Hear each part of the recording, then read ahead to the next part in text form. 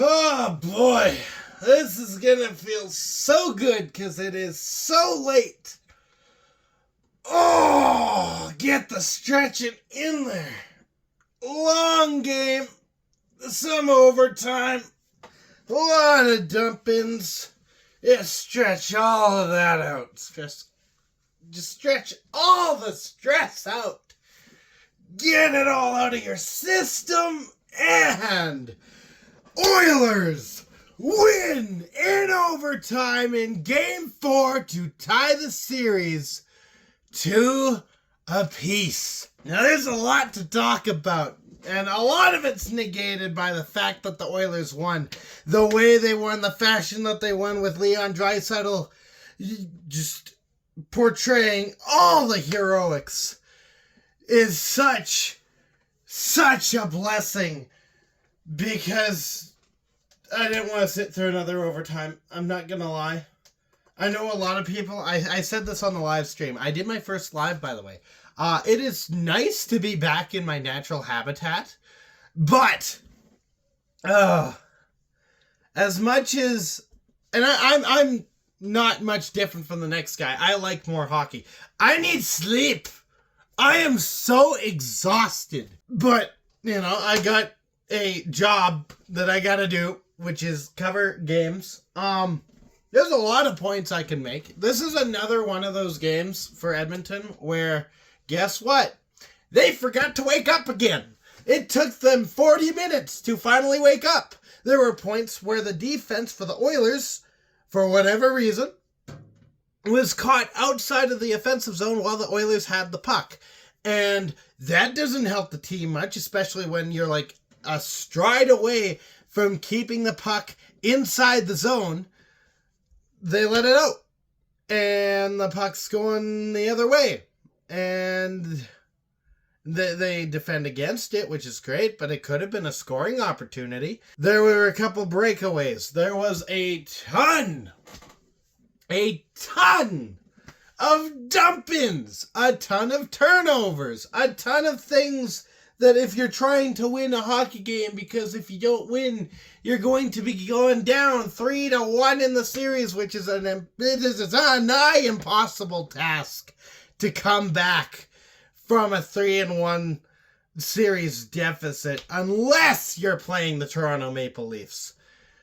And the Kings aren't the Leafs, but at the same time, Oilers are kind of shooting themselves in the foot early on. Once we get to the third period, it starts to look a bit better. Dying seconds of the game, we get Evan Bouchard with the Bouch bomb, ties the game up late to give us a hope. But sometimes to have hope, you need to also have hope and faith in the refs. And the refs were atrocious. And it came after I defended the refs. I said, okay, this call looks a bit questionable. It's not great, but it's Sometimes it's a fast-paced game. It's something. The refs are human. The refs are human-natured. They're gonna make a few missed calls or mistakes because they're human. And then there was an egregious trip that was missed. And then there was an egregious slash that was missed. And then there was another egregious, I want to say it was a hook. I don't know. You could call it a hook.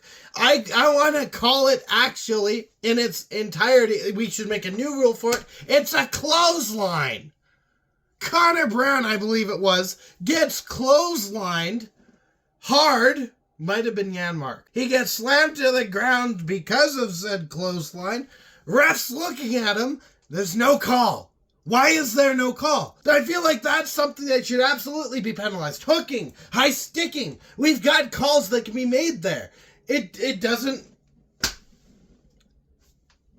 What are we doing here? It's not rocket science. It's hockey. Hockey's fast. Okay, sure. It's not that hard to do your job.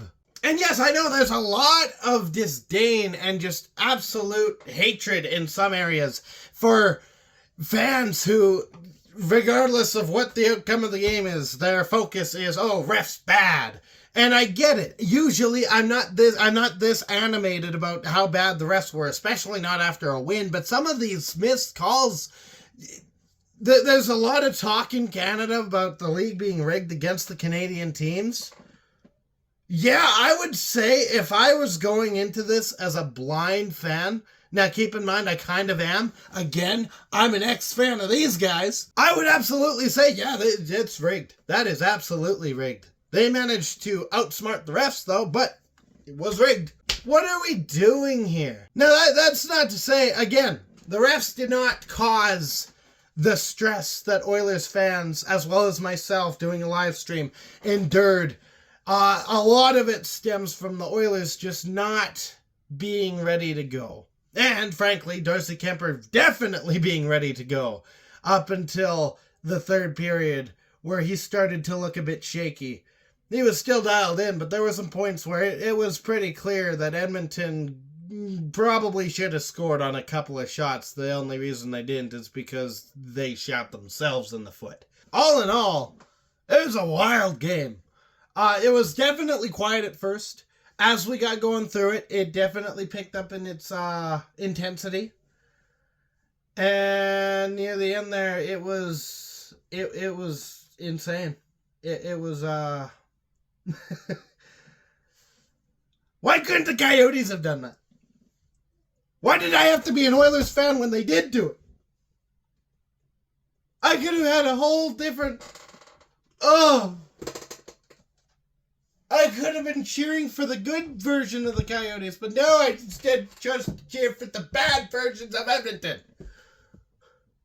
And now the bad versions of Edmonton have turned into the good versions of Edmonton. I can speak. I didn't just talk for 3 hours on a live stream. Go from the bad version of Edmonton to the good version of Edmonton, and I turn back into an Oilers fan because the Coyotes are gone. And they start to look like crap again. Up until the third period, but the point still stands. We still have a series where no road team has won yet. LA won both their games at home. Edmonton has now won both their games at home. There's still not much of a quote-unquote series, according to most broadcasters who would tell you what a series looks like. So, with that being said, going back to LA, back to the chaos of Hollywood, they need to wake up. They need to wake up very much earlier than what they did tonight, what they did in Game 1, what they did in Game 2. I don't know what happened in Game 3 because I ended up missing it. It was not good. But my makeup for that was I did the live stream today and they didn't wake up today. They need to wake up. That's the point that I'm trying to make. And if they wake up, if they start the game when the clock starts going down in the first period, starting at 19:59, that's when they wake up. Heck, they should be awake during the warm-ups. They should be awake before they get to the arena. If they can do that, and they can get themselves situated. They don't have to feel around LA because you shouldn't have to this late in the series. The tides will change. And I fully expect that riding this momentum back into LA, especially with the fireworks that happened tonight, not so much on the physicality or extracurricular end, but just in how intense the Edmonton crowd was. For a lot of things, plus the missed calls, that's got to throw some sort of momentum in there. Or Edmonton overcame adversity. It's a great headline. If they can do that, we've got the series. But they need to do that. And I haven't seen proof that they can. So, that is going to be it for now. I still don't have an outro yet. We'll get there. Thank you so much for watching. If you liked what you saw, either in the live stream or in this video, admittedly, I feel a bit more comfortable in the video. Mostly because I can actually edit stuff. If you liked it, you can hit the like button. If you didn't like it, Yeah, I'm a Yotes fan and an Oilers fan, so both fan bases really don't like you Kings fans. You may hit the dislike button, that's fine. That's up to you. That's okay by me. Just know that the feelings are mutual. If you want to see more of this kind of stuff, because going through the playoffs, I will be covering the Edmonton Oilers until they are eliminated. Then we'll go from there. Next season, I will still be covering the Edmonton Oilers up until Coyotes 2.0 comes back. If you want to see that, you can hit the subscribe button. Thank you so much for watching once again. I'm going to continue to slip over my words, but I'll be back.